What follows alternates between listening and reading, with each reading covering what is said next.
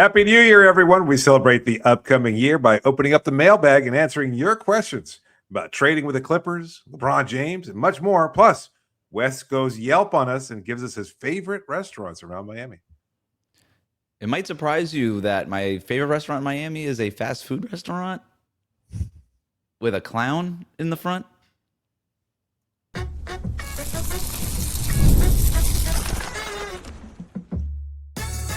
You are Locked On Heat, your daily Miami Heat podcast, part of the Locked On Podcast Network, your team every day. Happy New Year. Welcome to Locked On Heat, your daily podcast on the Miami Heat, part of the Locked On Podcast Network, now the #1 sports podcast network, whether you're tuning in on YouTube or on your favorite podcast app. Thanks so much for making Locked On Heat your first listen every day. Join the Cookie Gang, become an everydayer. That means subscribing, tuning in every day, Monday through Friday, and signing up for the Everydayer Club with the link in the show notes. I'm Wes Goldberg, host of Locked On NBA Daily and Real GM Radio. I'm here with David Ramil. Both of us are credentialed Heat media members who cover this team every day. We got a jam-packed show for you today to kick off 2026. We are opening up the New Year mailbag with a bunch of questions about potential trade targets, Noah LaRoche, and Tyler Herro's next contract. Let's jump right in with this one from Jim, who emails, "Hey guys, love listening every day. I want to ask, do you think the Heat front office is living in the past? The NBA created a salary cap / second apron system, destroyed the ability of big markets to build through free agency. OKC, Houston, Detroit, Indianapolis are all built through cheaper new contracts with one star. Isn't it impossible to win with two older, expensive contracts like Bam and Herro when neither is that star? And if it's a win or build now league, what the heck are the Heat doing other than acting like Atlanta and Chicago?" An interesting email, David, to kick us off. What do you think? Are the Heat in this Heat front office, are they living in the past? Are they approaching things in a way that they used to, which is no longer viable in today's NBA? It's a great question, and I think the answer is no. And I think that might surprise a lot of fans because we do tend to think of this organization as stable. And yet, having talked to as many people within the front office as we have, we know that it's a progressive front office. They are always, and that's in every aspect, they're always looking at the next thing. They're always anticipating what it could be, whether it's from a data management system or whether or not it's the changes in the CBA. And I don't think they've been rattled by it. I just think they missed their opportunity. They had their window and they had a team that was built to succeed. They went and did the right thing. It just didn't work out for whatever reason. And there were a lot of them, but they overachieved in Jimmy Butler's first year, struggled that next year after a shortened season. Were swept obviously by the Milwaukee Bucks, but then that next year, what do? They went and got PJ Tucker. They got Kyle Lowry, and they built a team that was set to win a title, at least one, maybe even contend for a second. And so they had that group. So I think they were built with depth in mind. I think they had Jimmy as their lead player, a guy who could take them to that next level. That he would only do it in the playoffs or occasionally during the regular season, that didn't matter. He was that guy, and that was the expectation for him.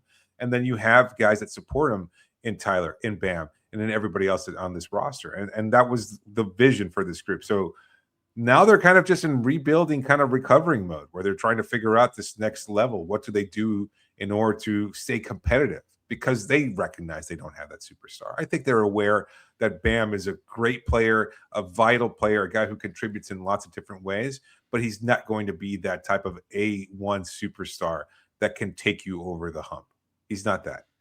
And I think they have the same recognition about Tyler, which isn't to say that they're not important. Like, those guys still matter. Let's look at another championship team in recent years. Is Jamal Murray that guy? Absolutely not. He is not. He's a great player. He's had really big games. He's won a championship. Why? Well, a lot of it had to do with the fact that they had maybe the best player of his generation on the roster. And I think that's the difference there. And look, you can't – it's not easy to win around that, and you can't find those players all the time. And so the Heat are kind of just doing what they can to hold serve until they find that superstar. So I think they're trying to – address these issues, but they're fully aware of what their deficiencies are, and they're trying to make the most of a roster that's been kind of put together just to, tread water over the next few months until they can find the next superstar somewhere and be able to lure him to Miami. There in a discovery phase right now. And I agree with you. I think they made mistakes during the Jimmy Butler era. Maybe they did go all in 2022. I still think that was the best Heat team. That was the Heat team that felt like it could win a championship, just being around it more than any other Heat team, even though that team didn't make the finals. Maybe they could have done a version of that another time that wasn't, spending all summer spinning your, kind of chasing your tail, waiting for Damian Lillard to arrive when it was very clear, evidently, that was never going to happen. That was the missed opportunity, was that summer. We've talked about that enough. But other than that, yeah, I think this team is already, I think this front office is already approaching things in the way that Jim laid out in that email. People think Tyler Herro is expensive. He's not. He's making $31 million. It sounds like a lot of money. Kristaps Porzingis makes $31 million. Kristaps Porzingis is not a number one option either. This is what number 3, number 4 options make. OG Anunoby makes $8 million more than Tyler Herro. That's what those guys are paid.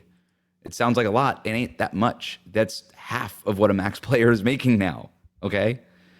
Bam Adebayo makes a lot of money, but he makes a lot of money like a second option makes a lot of money. And the same thing that we said during the Jimmy Butler era, when Jimmy played like a superstar, Bam looked a lot better. Tyler Herro looked a lot better. They need that guy to follow. If you want to get rid of these guys because you don't have that guy, okay, maybe if getting rid of those guys helps you get that guy, we can have that conversation. I think that's a fair conversation to have. But if you get rid of those guys and you do get that number one option, then all of a sudden you're going to be like, well, now we kind of need a Bam. Now we kind of need a Tyler Herro to help space the floor and take some of the scoring load off of this number one option, right? This is what Giannis is dealing with right now in Milwaukee. He doesn't have a number 2. He doesn't have a number 3. He's got a bunch of 6s on that team. And that's just, and you see where that goes. It goes nowhere, and it goes nowhere very quickly. So the Heat right now understand that. They're in a discovery phase. It doesn't mean that they can't pull the plug on Tyler Herro or Bam or anybody. But people act like this is NBA 2K. Jimmy Butler's gone. Okay, blow it up. Redo the whole. You got to figure out what you got. You got to figure out what's left in the ashes once Jimmy Butler torched the bridges on his way out of town. You got to figure out what you got, what you still have here before you can develop a strategy. Saying that, I think the Heat are already operating in this way because they're building through the draft, right? This is a team. Yeah. Everybody thinks this is a team that only doesn't care about the draft. Outsiders talk about this all the time. They trade away picks, all these things. They're still dealing with some of the picks that they did trade away during the Jimmy Butler years. Okay, that's off to the side over here. You're still figuring that out. Look at this roster. It's built around first-round picks. It's not even undrafted players anymore. That Caleb Martin, Gabe Vincent stuff, that's gone. That Max Strus stuff, Duncan Robinson's in Detroit. All those guys are gone. It's first-round picks on rookie-scale contracts. It's Jaime, it's Nico, it's Kel'el. It's Pella picked at near the top of the second round. This team is built through the draft now. You drafted Bam. You drafted Tyler. Right. I don't know how this is different than anything else. Now, you got to go get that star player. You got to go get that Halliburton. You got to go get that Cade Cunningham. You got to go get that Alperen Sengun or whatever it is. You got to go get that guy. But that's easier said than done. Cody writes in. Non-Heat question.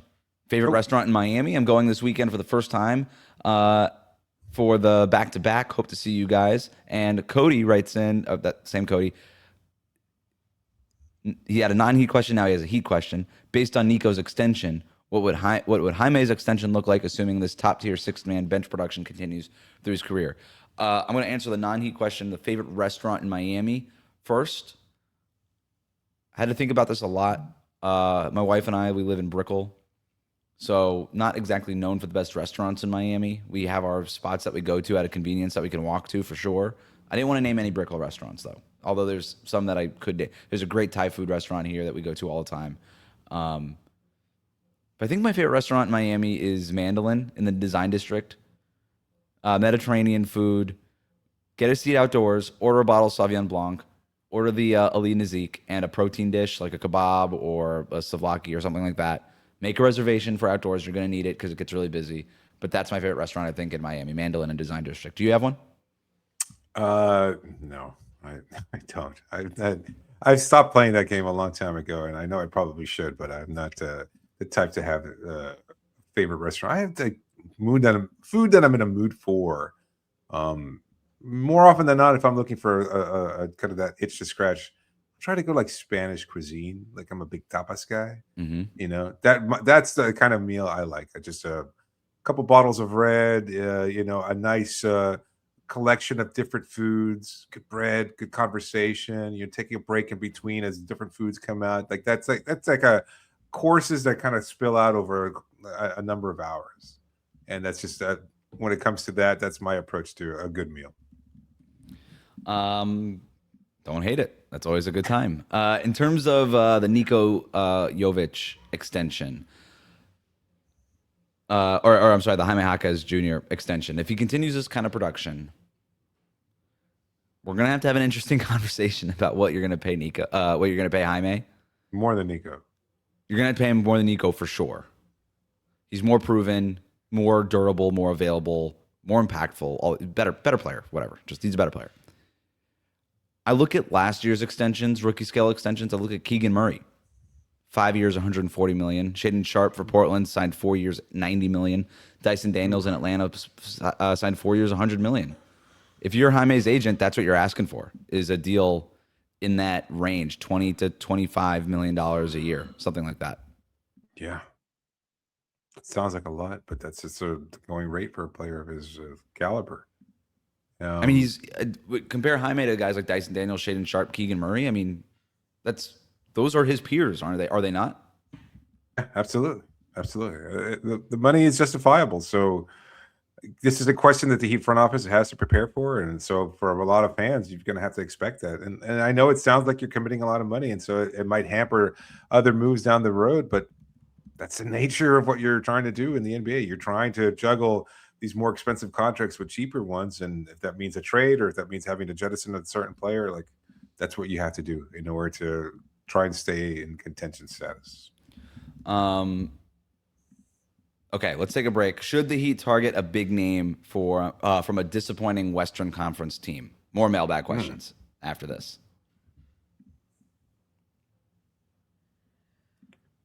Today's episode is brought to you by FanDuel. Fridays already feel a little different during basketball season, and FanDuel is making them even better, because every Friday night before the games tip off, FanDuel gives fans a new way to kick off the weekend with NBA Happy Hour.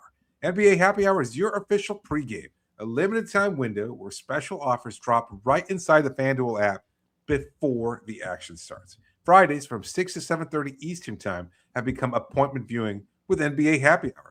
Opening the FanDuel app during Happy Hour always brings something new, whether it's boosts or bonuses, maybe even a few surprises here and there. It's easy to check the weekly special before tip-off. You make a move before the window closes. It's that easy, and the timing is perfect. Right before the games and right before the weekend starts. It adds just a little extra energy to Friday night basketball without having to overthink it. So before tip-off, you check the FanDuel app. You see what's dropping during NBA Happy Hour every Friday from 6 to 7:30 p.m. Eastern. A little basketball, a little action, and a whole lot of Friday energy. That's NBA Happy Hour, only on FanDuel, the official sportsbook partner of the NBA. We'll be right back. Thanks for making Locked On Heat your first listen of the day. Thank you for making Locked On the #1 sports podcast network. You already live your team every day. Now take it up a level and go ad-free. Join the Everydayer Club. Join to get Locked On Heat with no interruptions, members-only Discord access, and more, all for just $5 a month or for $50 a year. Go to LockedOnHeat.supercast.com or check the link in the show notes to learn more. Let's continue on with our New Year mailbag. This question comes from Malachi, who writes in, should we stay away from everybody from the Clippers who are rumored to be on the trade block, or should we go after them? Same question, but for Trae Young, LaMelo Ball, and Zion Williamson. David, I'm going to go no on everybody on a Clippers roster. No to Kawhi. No to James Harden. I like Ivica Zubac a lot. I think he's one of the more underrated centers in the league. Not the right fit. Not worth what it's going to cost you.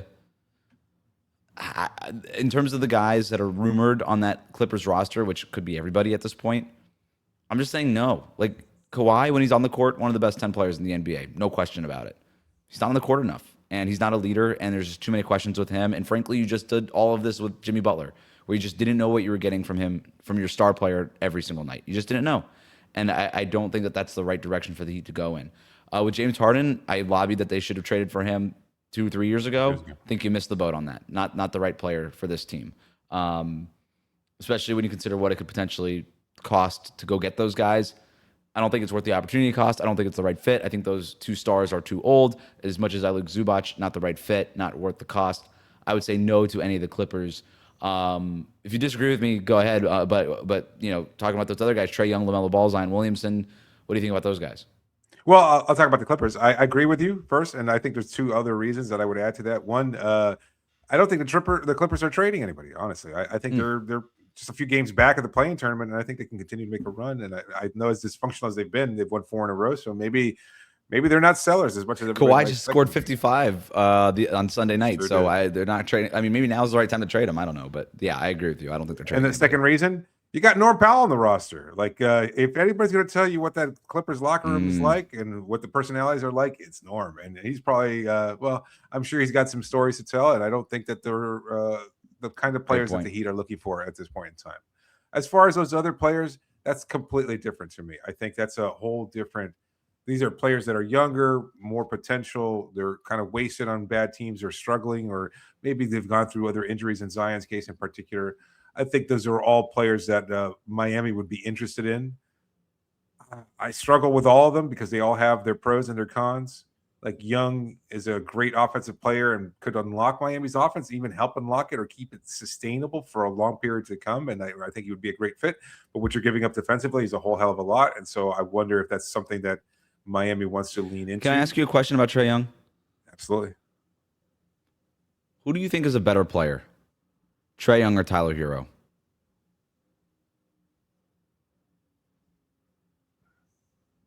I think it's Trae Young. I think it's Tyler. I think he's become better. Look at their outside shooting percentages. Tyler Herro is a knockdown three-point shooter. Trae Young is not a good three-point shooter, and he shoots a lot. And I think Tyler Herro gives you a little bit more. He's not the passer that Trae Young is, obviously. That's the thing. But defensively, he's not good. He's better than Trae Young. He gives you rebounding. He sets screens. Like, these are things to Trae Young. I think this water bottle is a better defender than Trae Young. And I had them sniff the court in years. So I think Tyler Herro might be a better player than Trae Young. So I wouldn't, and assuming that to get Trae Young, it would probably cost you Tyler Herro in some circular way at least. I don't know. Yeah, but I don't know that you'd want to send Tyler to Atlanta. And, no. LaMelo's interesting though. LaMelo,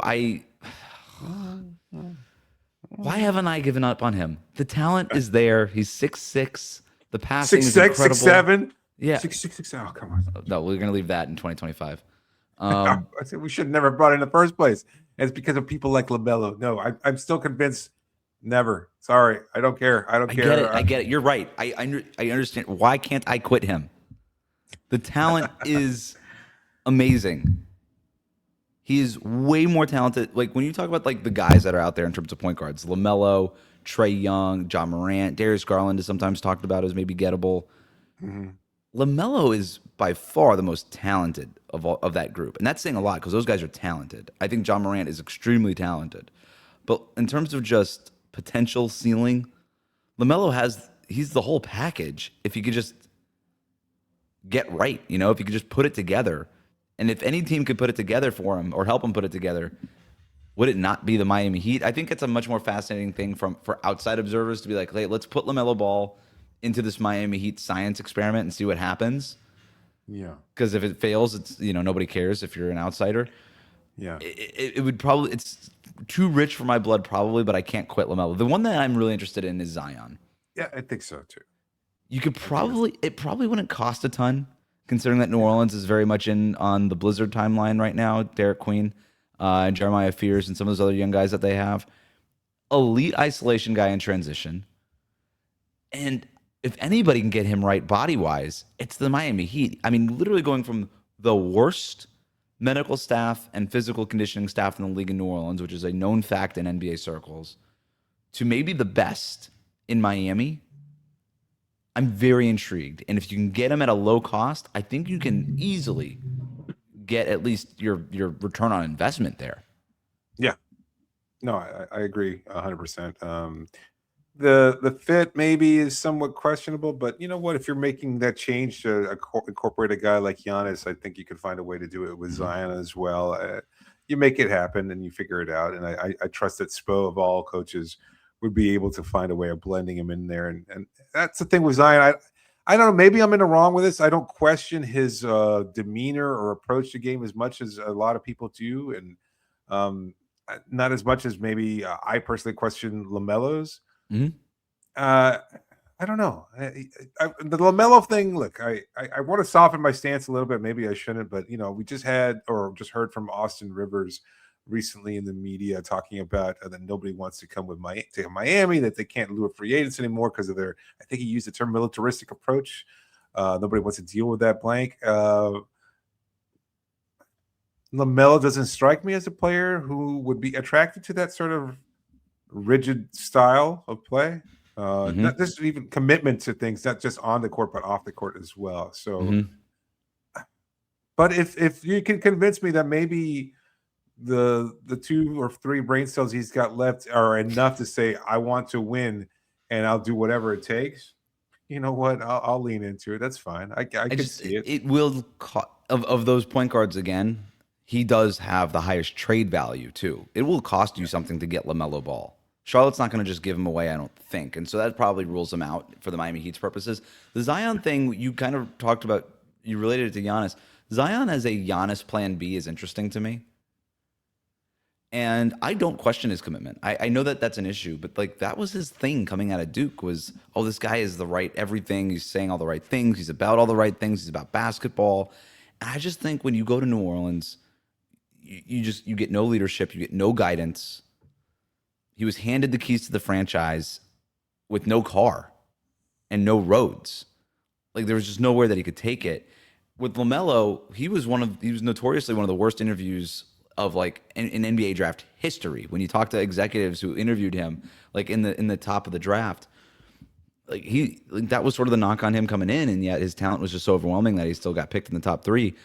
With Zion, I think it's a little bit different. I would be really interested to see what he could do with that guidance. And again, he's one of those guys where he's right, man. It's just the impact is just so obvious. And you think about guys who can play in transition in this offense, score in isolation. As good as the Heat offense looks at times, to have somebody like Zion in this offense would be pretty incredible. And I don't even know if you trade for him if you're looking at him as the savior, if you're looking at him as a number 1 option. You might just be looking at him as another piece in this whole thing. And I actually kind of like that for Zion. And maybe if he emerges into something more than that, great. But if not, I don't think it hurts you because you didn't invest what the Pelicans invested in him in terms of everything they invested in him. Tyler Herro, should the Heat pay him? Especially after they didn't pay Jimmy Butler. That's our next question coming up. Today's episode is brought to you by Game Time. Look, during basketball season, there's nothing like being in the building. The energy, the crowd, that first big run that gets everyone on their feet. Fans want to be there for those moments, not stuck refreshing screens or guessing what tickets are really going to cost. And that's where Game Time comes in. The Game Time app gives fans the advantage right back. It makes it incredibly easy to score amazing tickets fast, simple, and without the guesswork. Browsing the Game Time app is straightforward and intuitive. You can find tickets, and that takes just a few taps. Seeing the view from your seat before buying makes choosing tickets easy and confident. If you're going to a venue you've never been to, why not see exactly what your view of the court is going to look like? Or maybe it's the stage or whatever it might be. You'll see it on Game Time. You'll get the best prices available. You know exactly what you're paying for. No fees that are hidden or come at you at the end when you're trying to pay out. No, you know exactly what you're getting and what the price is going to be. So you take the guesswork right out of buying tickets, but only with Game Time. Download the Game Time app, create an account, and use the code LOCKEDONNBA. That's LOCKEDONNBA. Get $20 off your first purchase. Download the Game Time app today and get in on the action. We'll be right back. Alejandro writes in, why would the Heat pay Tyler Herro versus not paying Jimmy Butler if Tyler Herro is still unproven in the playoffs? The age-old question, David. What do you think? I think it's the age. I think we're seeing this play out with Golden State right now. Like, I don't know what Jimmy's going to be like in the playoffs, but I think there's concerns about the makeup of that team. And I think Warriors fans are plenty frustrated at Jimmy. So I think that's the part. There were some off the court things, some terms of behavior and other things that maybe the Heat front office had just kind of soured on. The relationship was fractured a lot more than a lot of people knew about. And so I think that's certainly something to consider. But even if it was just, they would have accepted that. They would have been like, fine, we'll take it. We know you're a jerk or whatever. We know you like doing things your own way, but you've got to give us 70 games plus the playoffs of this commitment, being the number 1 guy and accepting that role and being that guy. and that wasn't the case. And at his age, that's not a commitment that you're willing to make. Pat Riley has never done it. You never pay older players that kind of money.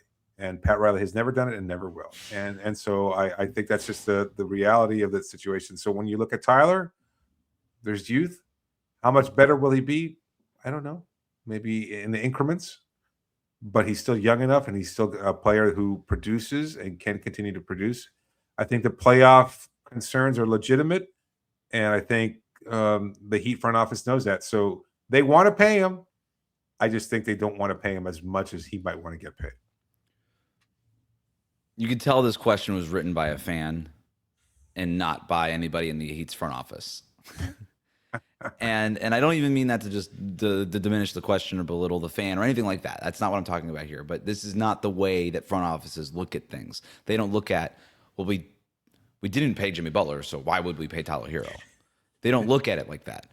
They were dealing with the Jimmy Butler situation. Tyler Herro was not eligible for an extension at the time. That was not a thing that they were worried about in that moment. They were just dealing with the Jimmy Butler of it all. And he was causing a problem within those walls. The relationship between him and the coaching staff and him in the front office had dissolved, mostly because of the money, right? And everything that Jimmy Butler did after that. And they didn't want it, to your point, like he was getting older. And look, he's making $54 million this year and $57 million next year. And I do wonder if you gave the Warriors truth serum, whether or not they'd say, yeah, we made the right deal there. I think the Heat won that trade. I think that's clear at this point. It was a Hail Mary at the time, and I think everybody in the Golden State Warriors organization knew that. And we'll see if it pays off. You know, there's still a lot of season to go, but right now it doesn't look like it is. And they kind of looked like they're saddled with Jimmy Butler and Steph and Draymond. And that's not good enough. It's not good enough as we're seeing so far this season. And the Heat, meanwhile, are the team with all these options, right? They got Davion Mitchell, Norm Powell, Andrew Wiggins, all these guys. Kasparis Shakachonis, who's looked good in his minutes lately. They're the team with the options. They're the team with the flexibility. They're the team that can kind of figure that. They don't have a Steph Curry, but they at least have the means to maybe go get one. And that's not what the Warriors have right now. So why would the Heat pay Tyler Herro after not paying Jimmy Butler? It doesn't matter. If they think that Tyler Herro is the right guy now and over the next few years, whatever the length of that contract might look like, that's why you pay Tyler Herro. Now, also worth mentioning here, they're not going to pay him what Jimmy Butler is making. So that's the other reason why I don't understand why we get this question all the time. Pay Tyler Herro when you didn't pay Jimmy Butler. Jimmy Butler's making $54 and $57 million next year. Tyler Herro's not sniffing that. Why are we even putting these guys in the same conversation? Right. Like, he's already not going to qualify for the Supermax. He's eligible for a 4-year, $207 million extension. That's an average of $51 million per year. I'm going to tell you right now, he's not getting that. I also don't think he expects to get that.